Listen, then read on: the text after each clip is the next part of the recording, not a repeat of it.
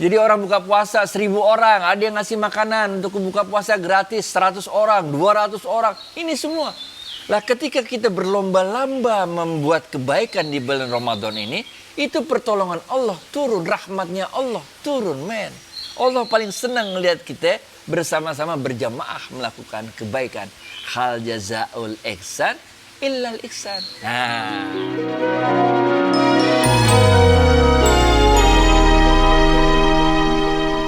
Assalamualaikum warahmatullahi wabarakatuh, sahabat Smart Skill School. Kita menyambut bulan Ramadan, maka kita harus bersiap-siap. Semoga kita semua selalu di dalam lindungan Allah Subhanahu wa Ta'ala. Yuk kita sapa Ustadz Adi Warman. Ustadz, apa kabar? Waalaikumsalam warahmatullahi wabarakatuh. Sehat, berkah, bahagia insyaallah. Amin. Alhamdulillah. Wah, habis goes nih. Iya nih, kalau kita menjelang sore kita harus goes dulu biar tidurnya nyaman, asik. Iya, alhamdulillah. Ustadz, menjelang menyambut Ramadan ini, persiapan-persiapan apa aja yang harus kita siapkan, dan kemudian kiat-kiat bisnis itu loh Ustadz, agar supaya jangan sampai gara-gara bisnis puasa kita gagal gitu loh. Kan baru hari pertama udah batal. Kacau. Bentar ya. Sebelum masuk Ramadan, 2 bulan sebelumnya kita udah persiapkan diri kita, men. Itu sebabnya kita baca doa Allahumma barik lana fi Rajab wa Sya'ban wa balighna Ramadan. Wahai Allah, berkahilah kami di bulan Rajab dan Sya'ban ini dan sampaikan kami kepada bulan Ramadan. Ingat gak pembahasan yang lalu-lalu mengenai berkah, benar gak? Jadi 2 bulan sebelumnya kita udah minta keberkahan. Yang makna berkah ada 4 waktu itu kita udah bahas, benar gak? Bahagia kita, bahagia orang lain, manfaat kita, manfaat orang lain, benar gak? Sehingga waktu kita masuk ke dalam bulan Ramadan itu, kita benar-benar udah siap. Bukan aja jasad kita, nyawa kita, roh kita udah siap memasuki bulan Ramadan. Karena Ramadan cuma sebulan doang. Ini is a short window buat kita buat ngambil keuntungan yang sebesar-besarnya. Itu sebabnya jangan kita rusak dengan bisnis yang aneh-aneh, benar gak? Itu sebabnya juga para ulama tasawuf merumuskan bulan Ramadan itu adalah awaluhu rahmah wa awsatuhu maghfirah wa akhiruhu idqum minan nar. Adalah sebuah bulan yang awalnya itu penuh dengan rahmat. Apa sih rahmat itu? Nah, kalau mau tahu rahmat itu apa? Hujan. Nah, jadi kalau ada orang yang rebutan rejeki, nah nih. Kalau ada orang yang rebutan rezeki, itu ibaratkan orang yang rebutan air hujan. Ngapain rebutan, men?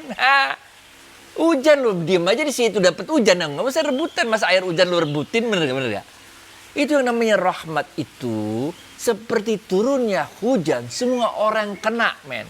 Mau dia puasa apa nggak puasa, mau dia orang Islam apa bukan orang Islam, semua dapat rahmatnya Allah. Awaluhu rahmah. Nah, bener gak? Lain, Ramadan lain.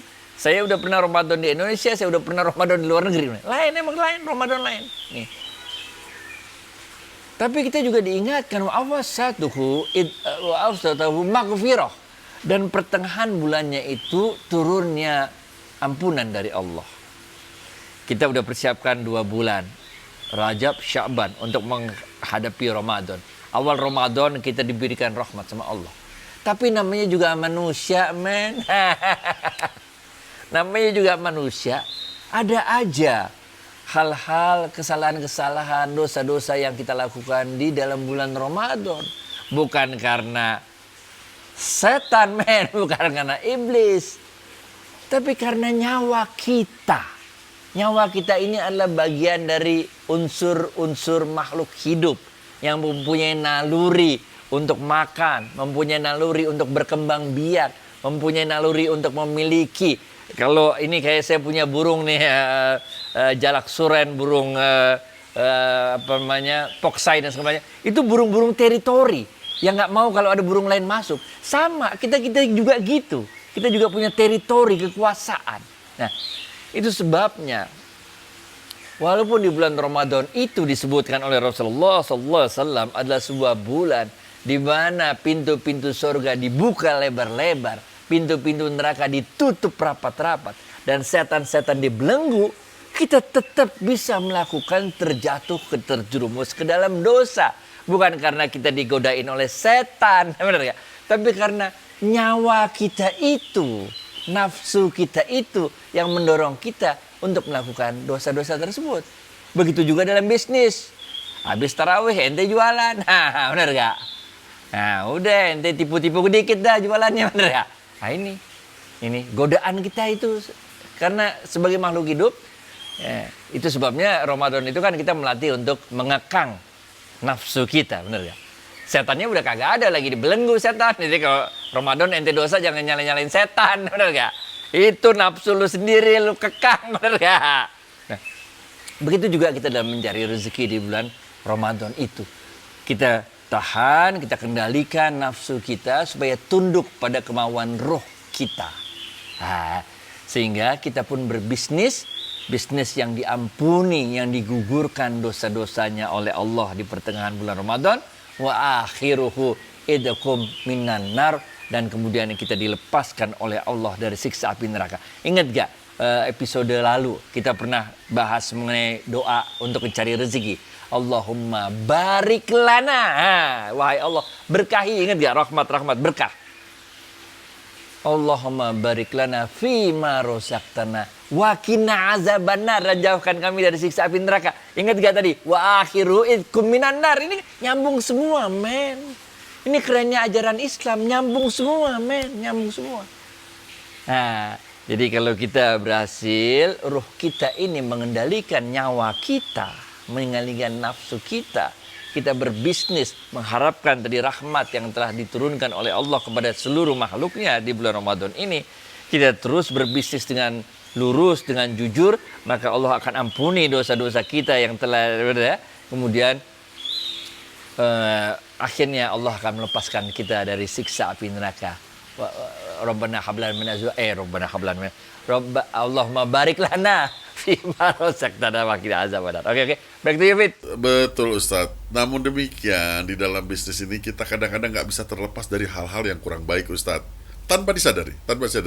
Jadi gak usah di bulan Ramadan, di bulan biasa apalagi, karena sudah terbiasa akan hal ini, menjadi wajar aja gitu loh. Nggak tahu kalau itu tuh salah gitu. Emang harusnya begitu. Tapi karena kita udah bahas ya, kita belum hidup di sorga nih, men.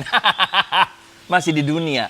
Walaupun kita sangat ingin untuk berbisnis dengan jujur, tapi somehow bagaimanapun caranya ada hal-hal yang tidak bisa kita hindari. Kita ambil contoh yang gampang. Kita jualan habis sholat tarawih, benar gak? Lalu orangnya bayar, lalu kita harus kembaliin uangnya, benar gak? Kembaliin misalnya 275 perak misalnya, benar gak? Lah kita nggak punya uang 275 misalnya, atau berapalah gitu. Yang uangnya itu kita nggak punya, kurang 50 perak, kayak kurang 2000 perak untuk kembaliannya nggak ada. Bagaimana coba? Ya bagaimana coba? Ini kan kita terpaksa minta kerelaan dari orang itu, kerelaan dong, tolong dong, bener gak? Bener, boleh gak? Atau kita yang memberikan kerelaan, bener.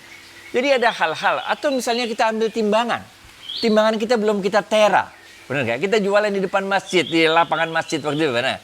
Padahal timbangannya kita itu belum ditera, belum dikalibrasi ulang, bener gak?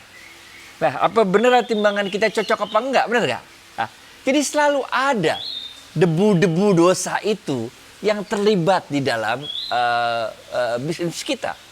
Kita jelas tidak boleh memuji-muji barang kita melebihi dari apa kenyataannya, bener gak? Tapi kita sendiri belum pernah pakai barang itu, misalnya, ayo.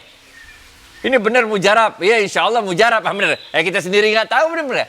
Jadi selalu ada hal-hal seperti itu. Itulah yang kita, walaupun kita telah jujur dalam melaksanakan bisnis kita ini, kita selalu mintakan ampunannya kepada Allah. Abdurrahman bin Auf radhiyallahu anhu. Kurang baik apa, men, sahabat Rasulullah paling jempolan jadi orang, bener gak? Tapi waktu itu setelah Rasulullah SAW meninggal dunia, Abdurrahman bin Auf itu duduk pusing. Kemudian Aisyah bertanya, kenapa ente jadi pusing kayak begini? Ada apa? Ini pusing mengenai harta. Kenapa pusing? Saking banyaknya harta ini, dalam perjalanan bisnis ada aja hal-hal yang kita lakukan tidak sesuai dengan perintah-perintah Allah. Ada orang yang kita juga sering lah dititipin sesuatu lalu kita lupa, atau ada orang kita ngutang ke orang kita lupa. Waktu kita dulu, lu kan temen SMA gue, Fit. Kantin waktu kita SMA dulu di Bulungan. Bener gak? Yang ngutang lah sama tukang kantin, ambil minuman, kita bilang ntar gue bayarin ke teman-teman, bener gak? Habis itu kita lupa, kita cuma bayar minuman kita doang, bener gak? Selalu ada hal-hal seperti itu yang kita di dalam Ramadan itu kita mintakan ampunannya kepada Allah. Oke, baik itu Fit. Betul Ustaz. Nah kan makin lama butir-butir debu dosa ini kan makin tebal Ustaz. Gimana caranya kita memohon ampunan kepada Allah agar supaya dosa-dosa yang kita nggak tahu ini bisa dihapuskan? Karena yang ditakutkan juga bahwa dosa-dosa yang kita nggak tahu ini juga bisa menutup pintu-pintu rezeki kita. Betul nggak Ustaz? Ya, nah ini penting nih. Tadi ingat gak kita pernah menyampaikan hadisnya Rasulullah SAW bahwa rezeki itu udah selesai urusannya diatur oleh Allah sebelum kita turun ke dunia. Sehingga ketakwaan seseorang tidak dapat menambah rezekinya dan maksiat yang dilakukan orang yang bermaksiat tidak akan mengurangi rezekinya. Benar gak? Rezeki itu udah begitu keadaannya. Tapi betul, kalau kita melakukan dosa, itu rezekinya tetap ada, bos. Tetap mau turun rezekinya, tapi ketahan. Benar gak? Sama kayak orang beriman, itu imannya tetap bercahaya. Tapi dia ketutupan sama kabut, benar gak?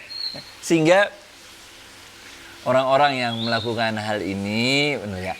Itu yang melakukan dosa-dosa ini Allah punya caranya untuk mengingatkan orang yang berdosa supaya kembali ke jalannya Allah. Dengan cara apa? Itu rezekinya tetap ada, tetap turun, tapi dia tertahan oleh maksiat yang dilakukannya. Kenapa Allah tahan? Karena Allah ingin memberikan hidayah, pencerahan kepada orang itu agar kembali ke jalannya Allah. Ini penting, bos.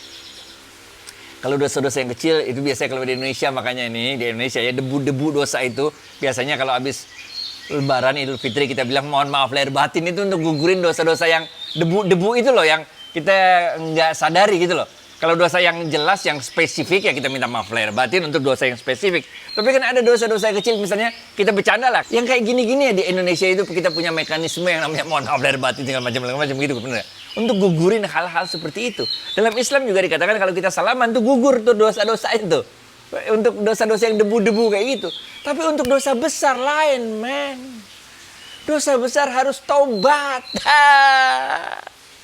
Bahkan ya, kalau ini boleh percaya boleh enggak nih, karena ini dalam ilmu tasawuf nih. Ilmu tasawuf itu diajarkan, disampaikan, kalau kita melakukan dosa besar, kemudian kita bertobat, it will take 7 years. Akan butuh siklus 7 tahun untuk keran rezeki itu kembali terbuka sebagaimana awalnya. Karena dia akan nutup tadi kan. Nah, kalau dia itu dosa besar, maka dia nggak langsung bek gitu. Karena Allah tahu persis, kalau dia langsung bek begini, ente buat dosa lagi, bener gak? Bener gak? Ente buat dosa nih, bener gak? Tobat.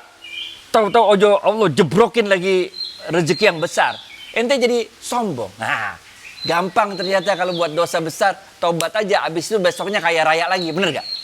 Jadi itu kebukanya, tapi ini bukan nggak ada di hadis, nggak ada di Quran. Ini dalam pengalaman-pengalaman pribadi orang-orang tasawuf. Itu dikatakan pintu rezeki yang tertutup karena maksiat itu akan terbuka perlahan-lahan dalam tempo 7 tahun. Kenapa 7 tahun? Dugaan kami ini ngambil ceritanya kisah Nabi Yusuf yang siklus 7 tahunan itu.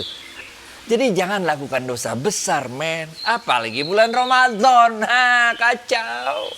Ini bukannya repot nih, bla-bla-bla aja doang. 7 tahun Ustaz. Kita bicara yang baik-baik aja deh.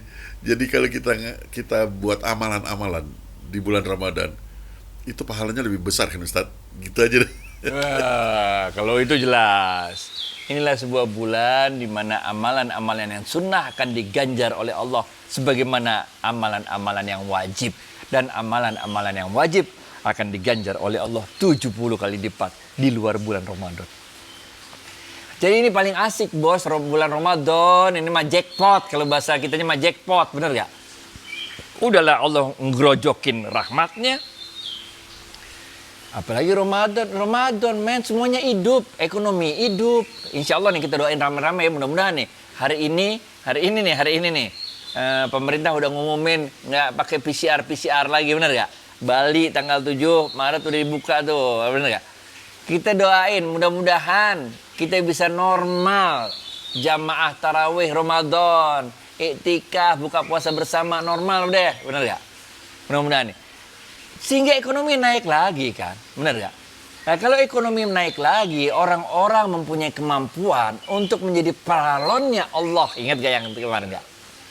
Jadi orang buka puasa 1000 orang, ada yang ngasih makanan untuk buka puasa gratis 100 orang, 200 orang. Ini semua. Lah ketika kita berlomba-lomba membuat kebaikan di bulan Ramadan ini, itu pertolongan Allah turun, rahmatnya Allah turun, men. Allah paling senang melihat kita bersama-sama berjamaah melakukan kebaikan. Hal jazaul ihsan illal ihsan. Nah, back to you, Fit. Alhamdulillah, mantap hati memasuki bulan Ramadan. Ustadz, terima kasih atas waktu dan tausiahnya. Insya Allah kita bisa bertemu lagi di next episode. Assalamualaikum warahmatullahi wabarakatuh. Waalaikumsalam warahmatullahi wabarakatuh. Thank you.